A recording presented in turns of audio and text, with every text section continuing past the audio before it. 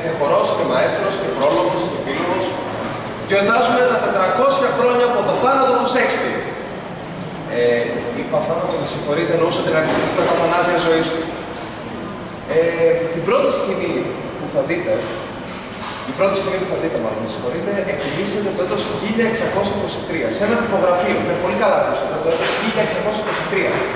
Γιατί τότε, για πρώτη φορά, οι φίλοι του δημοσίευσαν όλα ή σχεδόν όλα τα έργα τους σε έναν εντυπωσιακό τόμο που ονομάζεται The First Volume. Στη συνέχεια όμως θα την ακούσετε στη γλώσσα του Πάθου για να σας βάλουμε στο κλίμα του έργου και να ξεσπέρνασουμε και λίγο τα αγγλικά σας.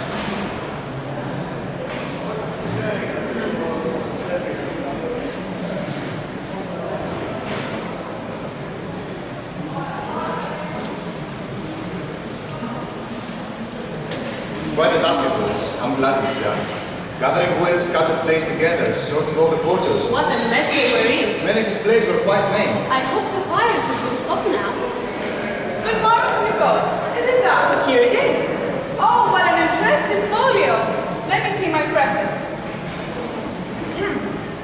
To the memory of my beloved, the author Mr. William Shakespeare, and what he hath left us.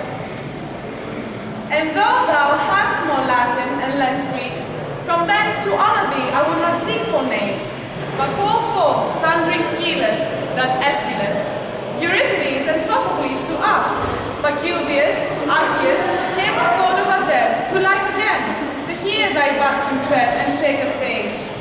Or, when thy socks were on, leave thee alone for the comparison of all that insolent Greece so haughty Rome sent forth, or since thee from the ashes come. Triumph, my Britain, thou hast one to show, to whom all saints of Europe homage owe. He was not of an age, but for all time. Is it not a splendid eulogy, my friends? Then, is this a praise or a dispraise? Though thou hast small Latin and less Greek, what meanst thou? The truth of it is, Henry, he did not speak Greek at all. Just a few words he had learned from Tully's book. I'd put Euripides in front of him. He'd look at the lines intently, then raise his blank eyes and like his Casca and Julius Caesar say, "It's all Greek to me." It was I that helped him. I have a big library. God bless you. But is a man not a poet, except he be versed in Greek? Thou's a good man, Henry. Oh, when I'm gone, I wish that we should promise you to make us handsome a book of my poems and plays as this is. Sir, hearing that the new folio came out with all the plays of our beloved William Shakespeare, a group of itinerant players have arrived outside, and are craving leave to perform scenes from his plays. They are welcome, let them in.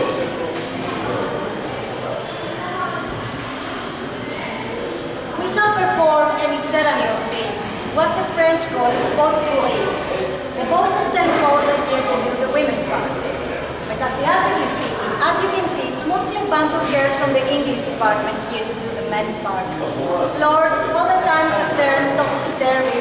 Master Shakespeare would smile in his way to see so many Rosalindas mounting the stage in trousers. And now, ladies and gentlemen, follow us into the Bard's universe. A universe not only of kings and heroes, but also simple people, sometimes even unforgettable thugs. We will begin with a scene from the history of King Henry IV, Part 1. The scene you're about to watch takes place in the Boar's Head, a tavern in the London neighborhood of Eastship that harbors drunkards, pickpockets, vagabonds, and some nicer people. The most famous customer of the tavern is Sir John Falstaff, a fat and lazy old man who loves to drink ale and brag about his valor. Falstaff is a great liar, an inventor of lies. You will see him shortly arguing with Prince Hal, the king's prodigal son and heir to the throne. Mark the joke that Hal and the others have played on Falstaff. Here they come.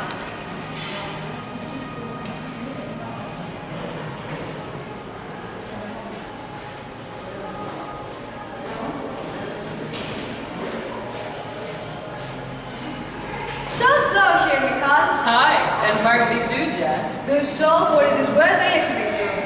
This night background that I told you. So tomorrow already? Their points being broken. Down fell their home. Began to give me ground, but I followed me close, gave me foot and hand, and with a thought, 7 of the 11 I paid. Oh, monsters! 11 background men run out of 2. But as the devil would have it, James came at my back and they driven me. For it was so dark that thou couldst not see thy hand. These lines are like their father that begets them. Gross as a mountain, open, palpable. Why thou claim brain guts, thou naughty-padded fool, thou whoreson, obscene, grease-tallow cat. What art thou, man? Art thou, man? Is not the truth the truth? Why, how couldst thou know this many kettle green when it was so dark thou couldst not see thy hand? Come, tell us your reason. What sayest thou to this? Come, your reason, Jack. Your reason. What? Upon compulsion? Zoons and I were at the Strabador, all the rats in the world, I will not tell you on compulsion. Give you a reason on compulsion. If reasons were as plentiful as blackberries, I would give no man a reason upon compulsion, I'll be no longer guilty of this sin, this sanguine coward, this bed presser, this horseback breaker, this huge hill of flesh. Blood, you stubborn, you ashy, you dry instant, you push with your stockings, awful breath to utter what is life. You tell us God, you sin, you bogus, you fire-standing God. Well, breathe a while and then do it again. And when thou hast started thyself in base comparisons, here we speak but this. Mark, Jack. We too, so you four set on four and bound them and were masters of the well. Mark now how a plain tale shall put you down. Then did we two set on you four, and with the word have faced you from your present heaven, and can show you here in the house. And false stuff, you carried your guts away as nimbly and with as quick dexterity, and rolled for masses they run and roll as ever heard book. What a slave art thou, to have my sword as thou hast done, and then say it was in a fight. What trick, what device, what startling call canst thou now find out to hide thee from this open and apparent shame? Come, let's hear it, Jack. What trick hast thou now? By the Lord, I knew ye as well as he that made me. Why, hear you, my masters, was it for me to kill the eight apart? Should I turn upon the true prince? Why, thou knowest I am as valiant as Shakespeare. But beware instinct. The lion will not touch the true prince. Instinct is a great mother. I was now a coward. On instinct. I shall think the better of myself and thee during my life. I for a valiant lion, and thou for a true prince. But by the Lord, lads, I'm glad you have mine. Hostess, loud to the door. What's tonight? Pray tomorrow. Gallant lads, boys, hearts of gold. All the titles of good fellows have come to you. What? Shall we marry? Shall we have a play extempore? Content, and the argument shall be the round of Aye, no more than that. Thou lovest me.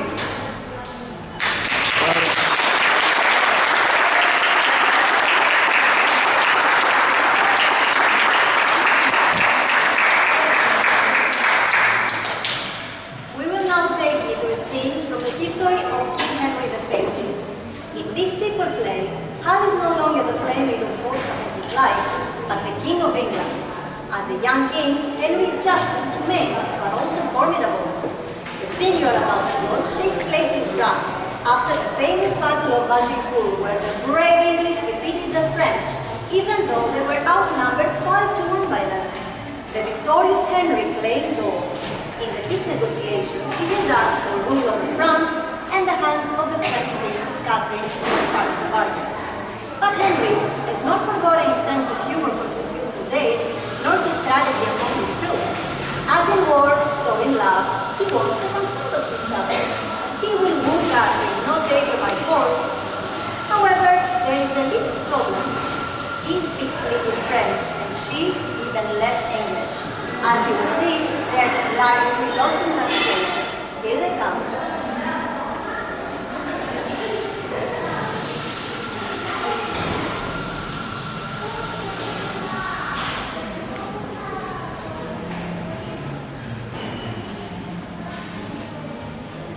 Is it possible that I should love the enemy of home? No, Kate.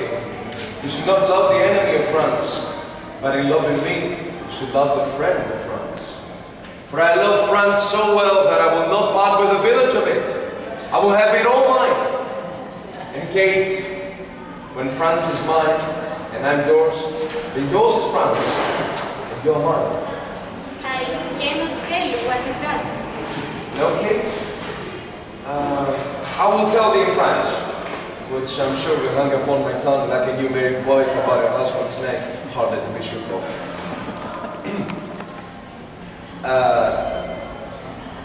Je compte sur les possessions de France.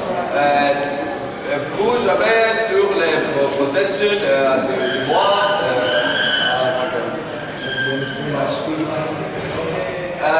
Dans votre France, vous êtes mienne. It is as easy for me to conquer the kingdom as it is to speak so much more French. I shall never move in French unless you to laugh at me. Sur votre honneur, le français que vous parlez est meilleur que l'anglais, ne vous pas. No, faith is not Kate. But thy speaking of my tongue, and I thine, most truly falsely, must needs be granted to be much of one. But dost thou understand thus much English? Canst thou love me? I cannot tell. Oh, can any of your neighbors tell, Kate? I'll ask them. Come, I know thou lovest me. And at night, when you come into your closet, you question this gentle woman about me. And I know, Kate, you will to her dispraise those parts of me that you love with your heart. But good Kate, mock me mercifully. There are other gentle princes, because I love thee cruelly. If ever thou beest mine, as I have a saving faith within me, tells me thou shalt, I get thee with scrambling. And thou must therefore needs prove a good soldier breeder. Shall not thou and I, between St. Denis and St. George, compound a boy, half French, half English, that shall go to Constantinople and take the Turk by the beard? Shall we not?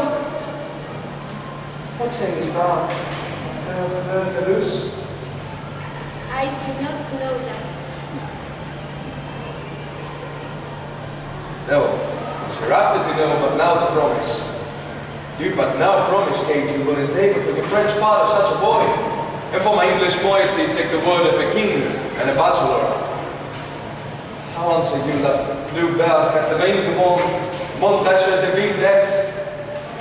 Come your answer in broken music, for thy voice is music, and thy English broken. Therefore, we know all, Catherine, break thy mind to me in broken English. Wilt thou have me? That is as it shall please the roi mon père. Nay, we'll please him well, Kate. It shall please him, Kate. Then it shall also content me.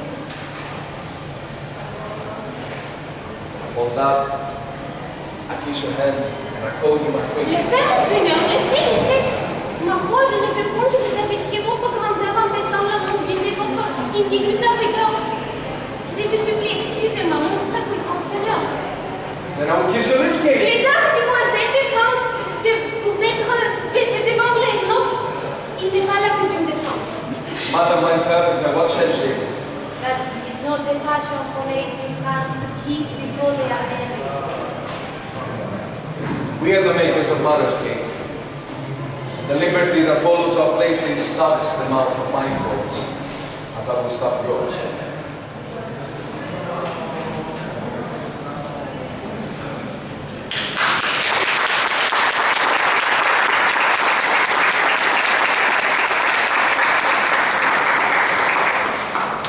From a brave, courageous and decisive Henry, we will now move on to a famous Shakespearean character who is indecisive, self-doubting and anti-heroic.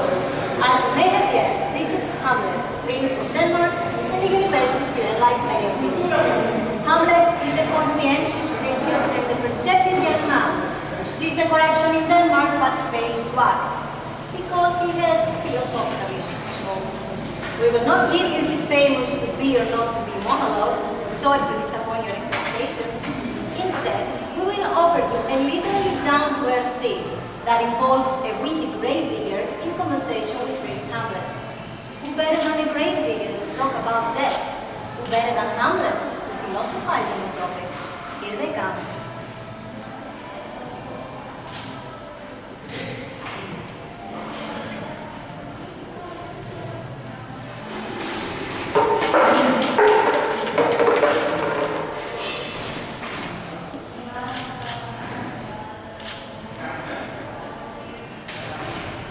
Whose grave is this, Sarah?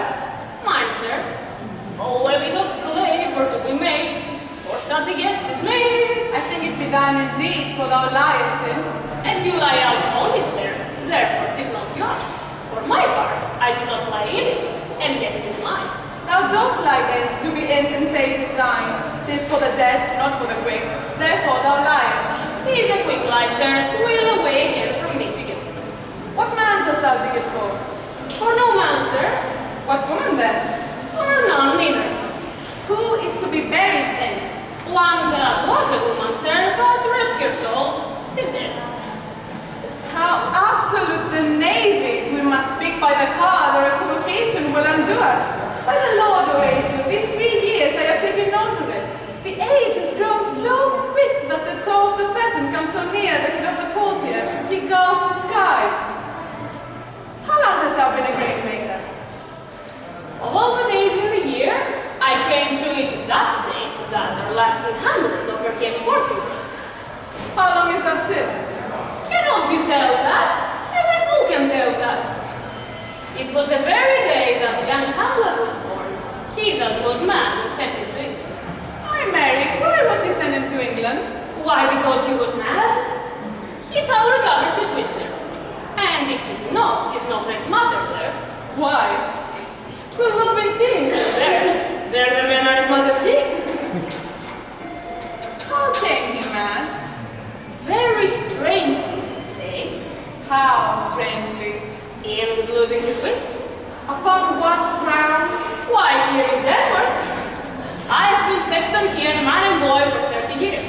How long will a man lie the earth as he rots?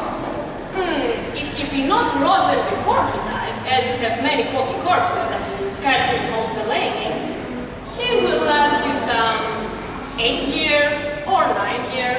A tanner will last you 9 years. Why he more than another? Why, sir? Because his stand is so heavy, his hide is so tanned with his trade, that he will keep out water a great while. And your water is a sore decay of your horse and that mud. He's a stout now. This one has been laying there for 23 years. Whose was it? A horse and not fellows it was. Whose do you think it was? Nay, I know not. A pestilence on him for a mad rogue. He had poured a flagon of greenies on my head once. The same skull, sir, is your skull, the king's jester. This? In that? Let me see.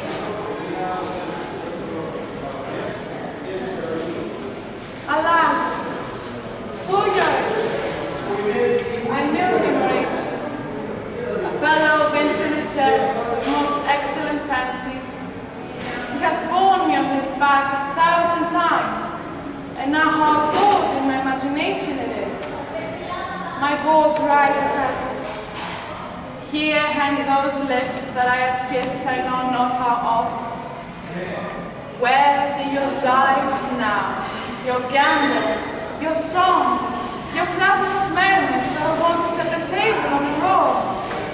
Not one now to mark your own grinning. Quite chopfallen. Now get you to my lady's chamber, and tell her, let her paint an inch thick to this fable she must come. Make her laugh or proud. Prithee, Horatio, tell me one thing. What's that, my lord? Dost thou think Alexander looked all this fashion in the earth? E'en so. And smelled so? Oh. E'en so, my lord. To what base uses you may return, Horatio? May not imagination trace the noble dust of Alexander till you find it stopping a bunghole? For to consider too curiously, to consider so.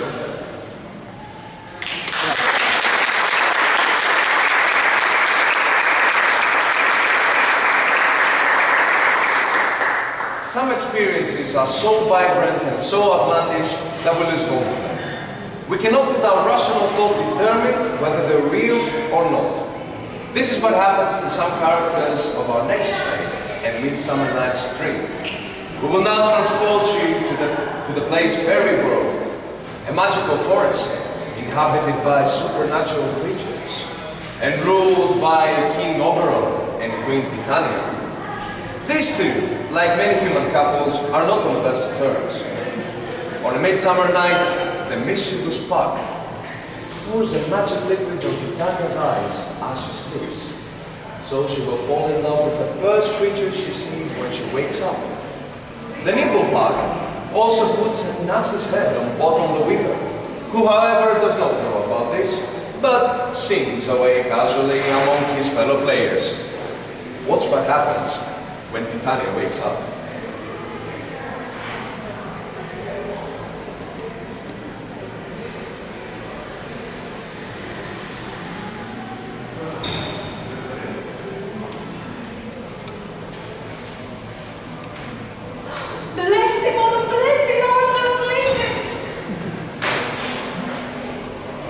I see their knavery.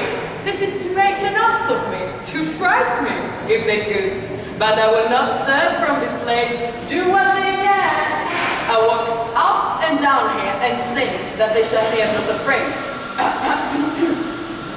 The whistle clubs of leg of you with the red stony bill, the throstle with his not so true, the ram with the quill, the flinches sparrow and the lark, the plain so cuckoo grey, who's not full many month of bark and there's the answer nay.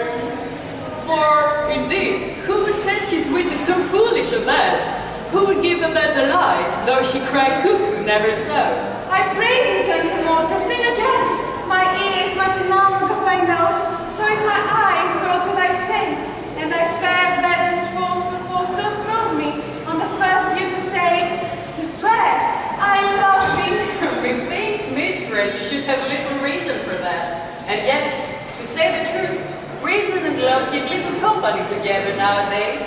The more the pity some honest neighbors will not make them friends. Nay, I take leave upon occasion. Thou art as wise as thou art beautiful.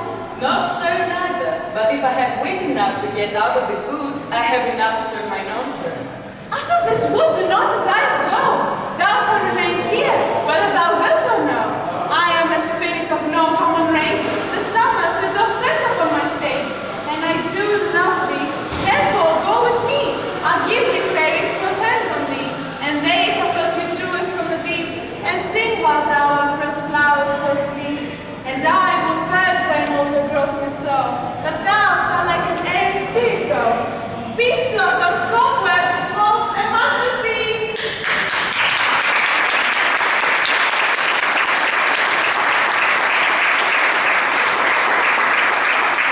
And now from the fairy world and its ridiculous love games, we will move to a real place.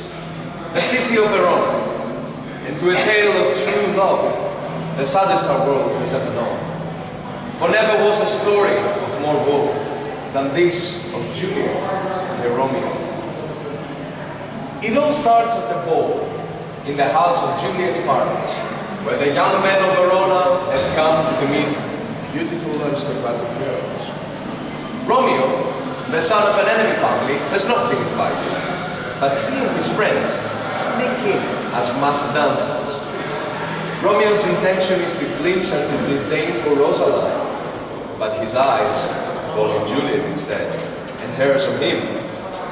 You're about to witness their very first meeting. Notice, please, that he does not know that she's a Capulet, nor she that he's a Montague.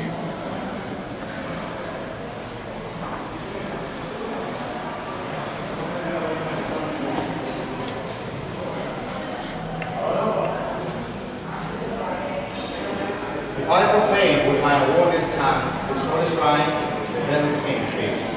My lips, to blushing pilgrims ready stand, smooth as rough touch with a tender kiss.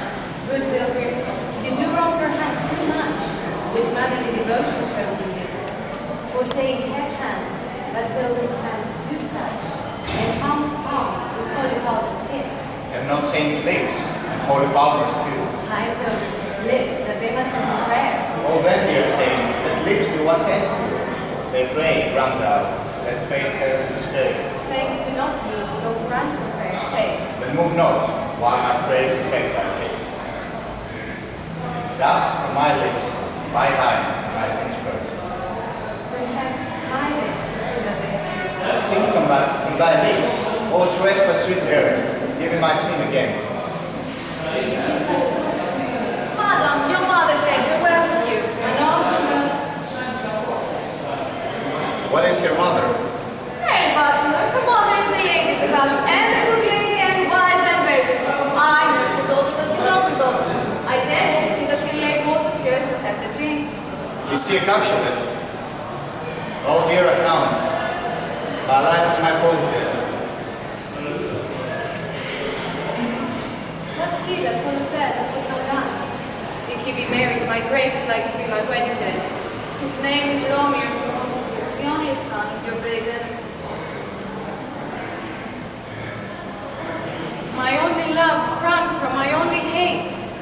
Too early seen, unknown, and known too late.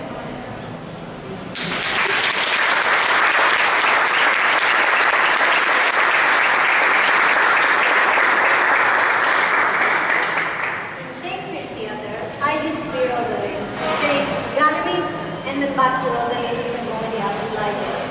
It was a sneaky pleasure back then to imagine the boys underneath the women's clothes. Now I am Ganymede, played by a woman because times have changed. But my gender is a confusing matter, so let it be. I am here to speak as the epilogue of our play. Of course, it is not the fashion to see the lady the epilogue, but it is no more romantic than to see the lord the prologue. My way to your applause is, well, I am not furnished like a beggar, therefore to beg will not become me. No, my way is to conjure you, and I'll begin with the women. I charge you, O women, for the love you bear to men, to like as much of our play as it please you. And I charge you, O men, for the love you bear to women, as I perceive by your simpering none of you hates them, that between you and the women our play may please. If I were a woman, I would kiss as many of you as it bears that please me, complexions that liked me, and breaths that I defied not. And I am sure, for all of you with good beards, or good faces, or sweet breaths, will, for my kind offer, when I make curtsy, bid me farewell.